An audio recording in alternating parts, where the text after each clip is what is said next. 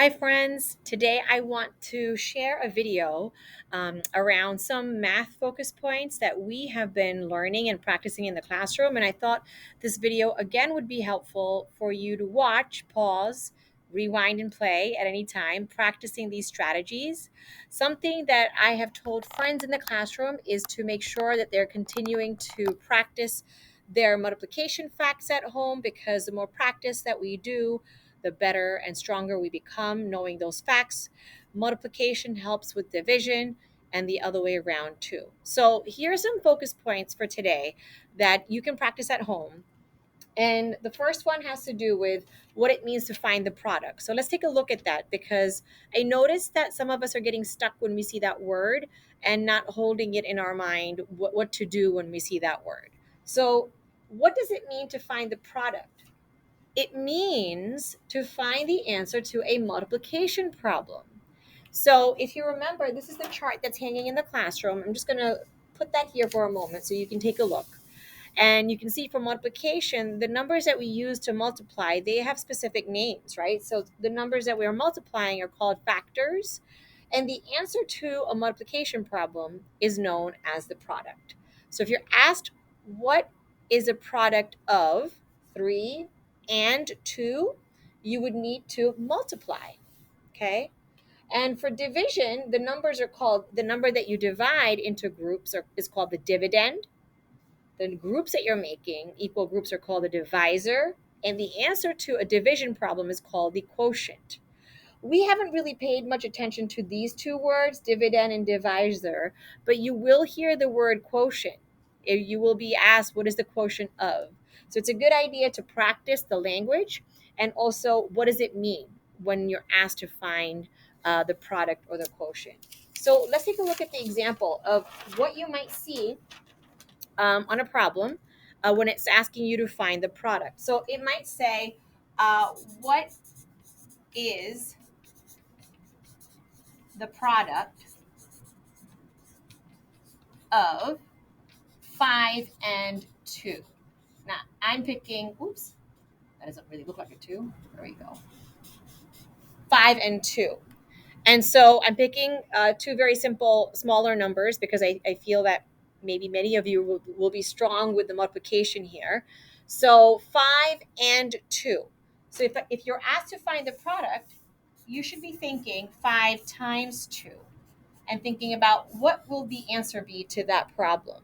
And in this case, we know 5 times 2 is really 5 groups with 2 in each, right? This is 5 groups with 2 in each. And so the answer would be 10.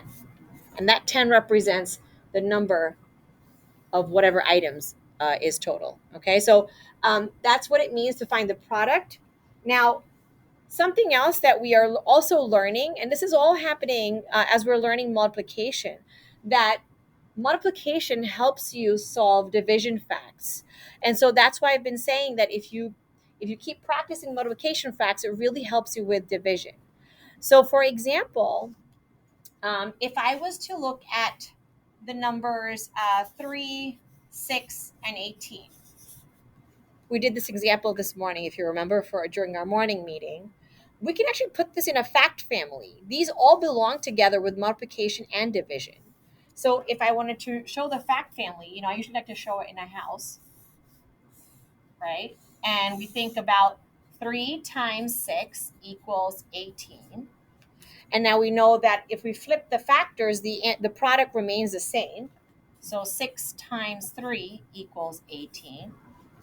Now we use multiplication here, but we can also use division to show how these numbers are connected, because if you know 3 times 6 is 18, you will also know that 18 divided by 6, 18 divided into 6 equal groups, gives us 3 in each one. Now I can start with 18 again, and instead of dividing it into 6, can you guess what it's going to be?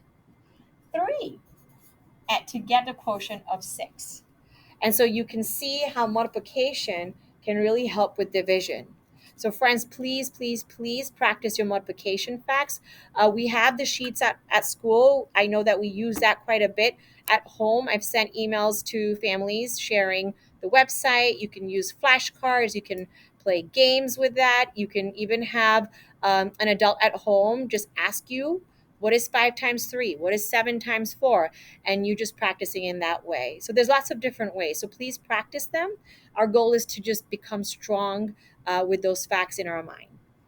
So just something else, two other things that we've been focusing on is how smaller facts help solve larger facts.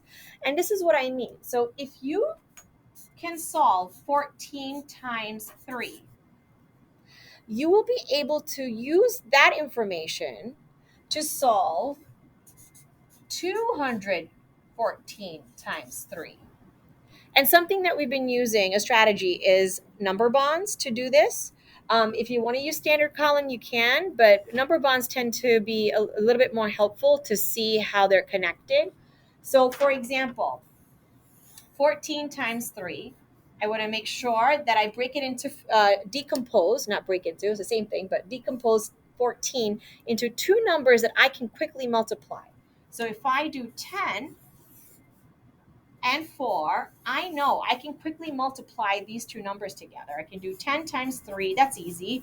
I know that my 10 times tables, that's 30. And 4 times 3, which is 12.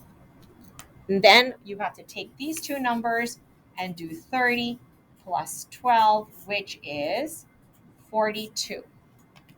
42 is the answer here. So I can say 42. Okay, let's see how that helps us solve 214 times 3.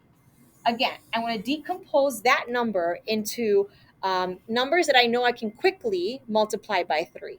Okay, so I'm going to choose 214. I did that on purpose because when I go over here, I'm going to write 200 times 3. But look what happens here. I'm going to write 14 times 3. And I already know what 14 times 3 is because I did it over here.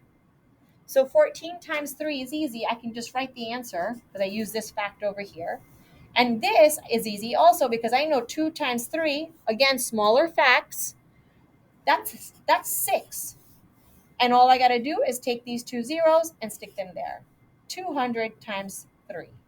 I also know if I count by hundreds, 200s, 3 times, I get 600. But I'm not finished because now I have to take 642 and add them up. And when I add that, I get 642. So my answer here is 642. Do you see how smaller facts can help you solve bigger facts? That's really important for us to know. Now, this is the big part that we've been focusing on in math, and I noticed that some of you are getting stuck with this, and that's okay because we're just learning this. We've been practicing in the classroom. I noticed on the math test some of you were having a hard time with this. That's okay. I know I helped you with this, and you can try this at home also. So the steps are divide, multiply, subtract, and this is how it works. So let me just get my little cheat sheet here because I have an example, and the example that we're going to work with today is going to be 182 divided by 7. So that's a 3-digit number by a 1-digit number. And I'm also going to show you how to use a 2-digit number. We're going to do 96 divided by 2. So let's take a look at how we do this. In the classroom, I've always said make sure you set it up before you solve the problem. And so this is how we've been setting it up, using place value, right? Making sure we understand that each one of these numbers has a value. Okay, and I'm going to do the same thing over here. And in case you're wondering what the O and the T stands for, remember this is ones, tens, and hundreds place. So let's go ahead and divide first over here. We ask, how many groups of 7 can I pull out of 1? You can't pull out any. So I'm going to put a 0 here, and some of you are choosing to leave a blank space. That's totally fine. This is the part where some of you are getting stuck. You're asking, how many groups of 7 can I pull out of 8? But it's not 8. We have to look at both these numbers, these digits together. So it's 18. How many groups of 7 can you pull out of 18? And if you remember your 7 times tables, we can say the closest number to 18, but it can't go over, is 7 times 2. It can't be 7 times 3 because it's 21, and that's bigger than this. So we're going to do 7 times 2. Now we got to stop for a moment and think, what does that 2 represent? Oh, that's a 20 because it's in the tens place. So 7 times 20 is 140. I divided, I multiplied, now I have to subtract. So when I subtract, I get 2 minus 0 is 2, 80 minus 40, or 8 minus 4 is 4, and I start all over again. Divide. So let's divide. 42 divided by 7. If you look at the 7 times tables, you will learn that 42 divided by 7 is 6. I multiply 7 times 6. It's 42. I subtract. And now over here, we've been using the language. This is not the answer. This is the remainder. The answer to this problem lies up here. So we can say 182 divided by 7 equals 26. Let's take a look at how this works for a double digit divided by a single digit. Again, divide. How many groups of 2 can we pull out of 8? 9.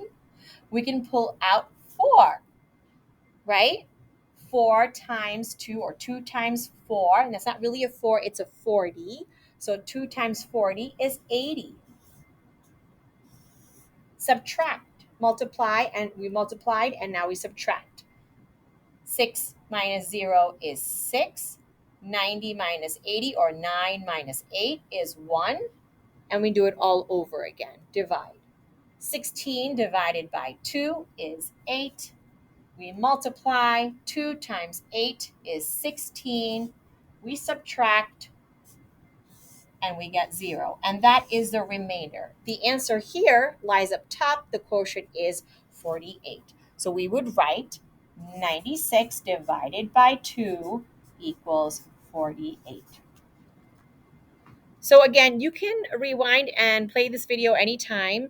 Pause in places where you need to pay a little bit more attention. You can do that.